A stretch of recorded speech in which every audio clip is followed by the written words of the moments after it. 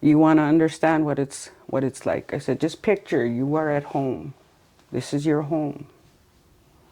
People come in and take all of yous and say, don't talk to each other. They'll put the girls on one side, the boys on one side. And these were teenagers. I said, now, picture them 5 or 6 years old. You go look at the kindergarten and the grade 1 class. That's the ages they took. I said, little tiny human beings at such a important stage in their development. We were taken from our families and given a new way of life. So I told the students, I said, so you go look at those little people.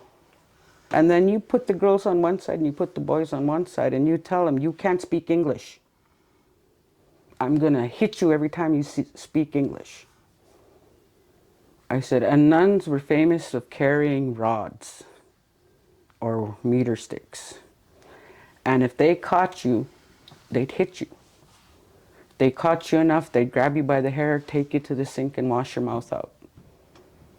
I said, so can you imagine a teacher doing that to these little kids? Because that's what they did. I said, and not only that, I said, you're not allowed to go home. You don't go home. You get put in a strange building with strange people and people you've never met and say, okay, this is your routine. 7 o'clock, you're going to get up. 7:30 is breakfast. 8 o'clock is chore time. 9 o'clock, you go to school. Yeah. So 12 o'clock, we went for lunch. 12:30, we'd get sent home, well, sent to our dorms to go brush our teeth and wash up. 1 o'clock, we're back at school. 3:30, we're out. You had to be back at your dorm before 4. 4 to 5 was study period. 5 o'clock supper was delivered to the dorm. The supervisor and some girls handed out the food to, we'd go back to our rooms, put our stuff away, come back, line up for our meal, served our supper. Supper was done by 5:30.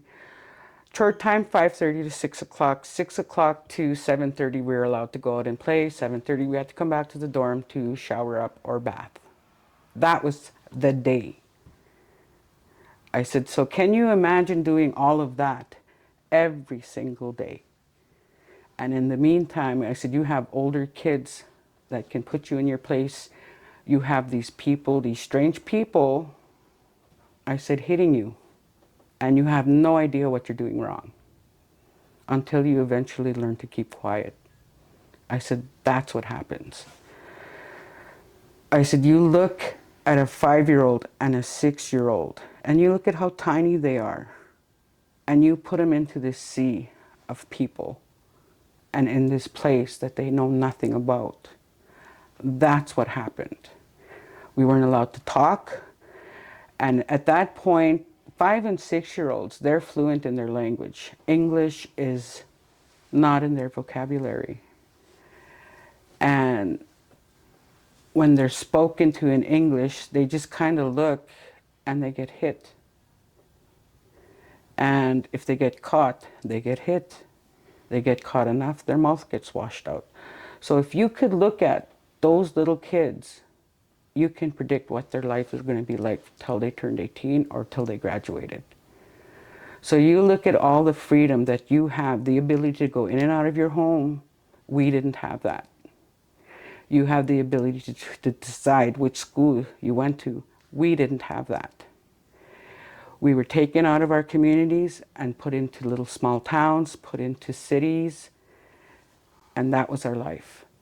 So can you imagine taking somebody that young away from their lives and putting them on a bus or a truck or whatever and take them away?